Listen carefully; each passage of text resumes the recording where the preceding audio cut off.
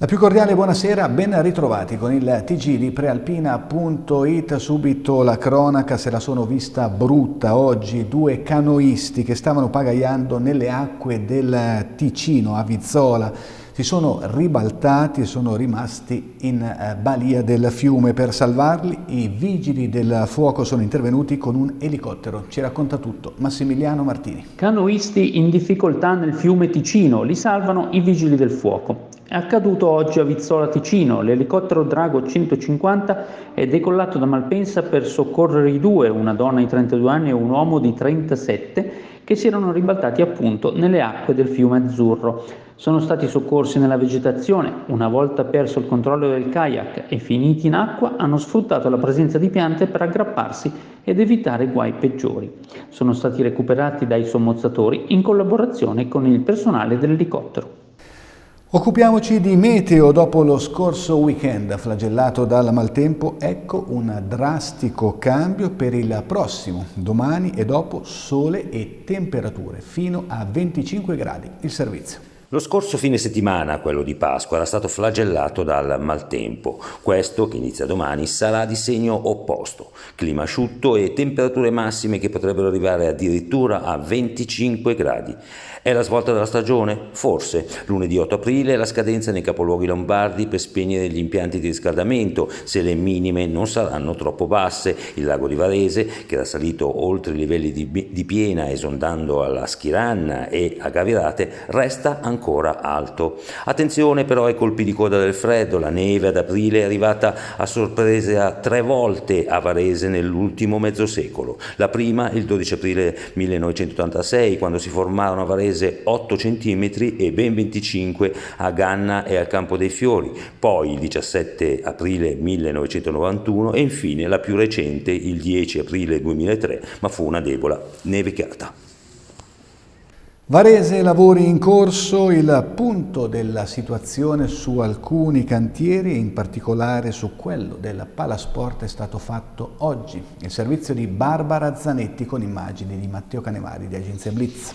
Alcuni consiglieri comunali hanno richiesto di capire a che punto fossero i lavori in alcuni cantieri in città e oggi pomeriggio, venerdì 5 aprile, i commissari di alcune commissioni si sono ritrovati in 3 punti. Le immagini che vedete sono quelle del sopralluogo al palazzetto dello sport, dove gli assessori Civati e Malerba hanno spiegato ai commissari e alla presidente della commissione Maria Paola Cocchiere, anche lei presente, è stato spiegato a che punto fossero appunto i lavori per la ristrutturazione e riqualificazione del nostro palazzetto dello sport, e verranno terminati probabilmente già a settembre. Gli altri 2 sopralluoghi sono stati all'ex caserma Garibaldi, dove sorgerà il polo culturale della città di Varese, e al parcheggio comunale di Via Verdi nell'area adiacente ai giardini estensi,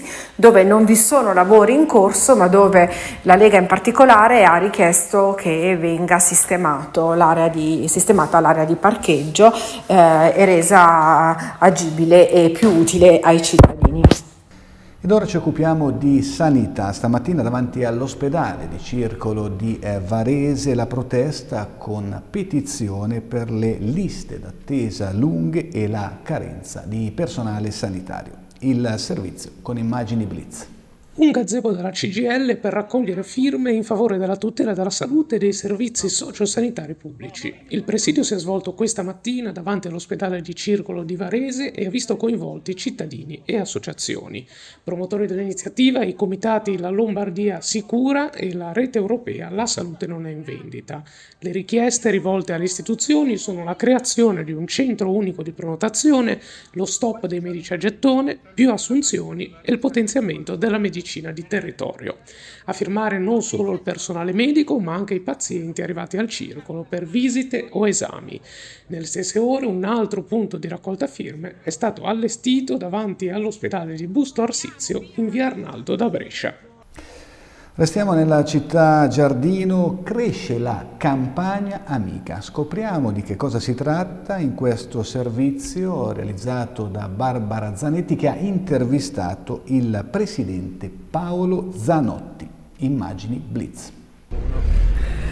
Paolo Zanotti, presidente di Campagna Amica, ci troviamo a Masnago per il mercato degli alimenti, non solo a chilometri zero. Come sta andando l'attività? Ok, buongiorno a tutti, l'attività procede bene, anche la primavera, oggi è una giornata di primavera è dalla nostra parte, i consumatori rispondono sempre in modo positivo, in modo ci coinvolgono e riusciamo a coinvolgerli noi con i nostri prodotti, le nostre iniziative, i nostri suggerimenti a acquistare i prodotti sani, soprattutto anche il target di persone che è attenta al consumo di alimenti a chilometro zero, alimenti stagionali e quelle cose qua.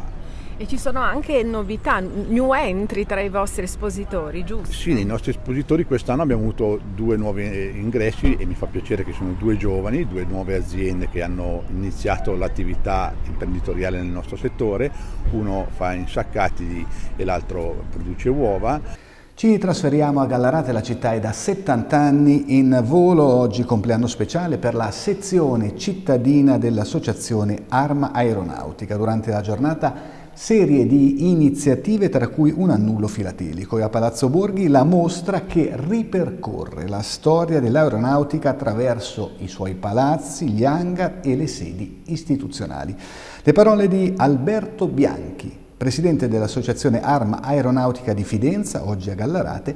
L'intervista è di Elisa Ranzetta. Aeronautica, sezione di Fidenza, ha progettato questa mostra. Nasce tutto da un libro che abbiamo trovato, l'unico che è stato scritto di architettura aeronautica, ci ha ispirato questa cosa e abbiamo deciso di trasformarlo in una mostra. La cosa è durata quasi 8 anni. Tra ricerche in tutta Italia, fotografie, archivi storici, archivi aeronautici, ma il momento fatale, l'attimo fatale è stato quando nel 2023, lo scorso anno, l'aeronautica ha compiuto 100 anni. Allora, mentre prima era un cumulo di carte di alcuni soci, architetto, eccetera, abbiamo partecipato al concorso che ha indetto l'aeronautica militare per selezionare le migliori opere che avrebbero caratterizzato il centenario. AeroArc, così si chiama la mostra, ha vinto il concorso. A quel punto è arrivata la conoscenza e soprattutto i finanziamenti per poterlo trasformare in una costosa mostra che sta girando tutta Italia.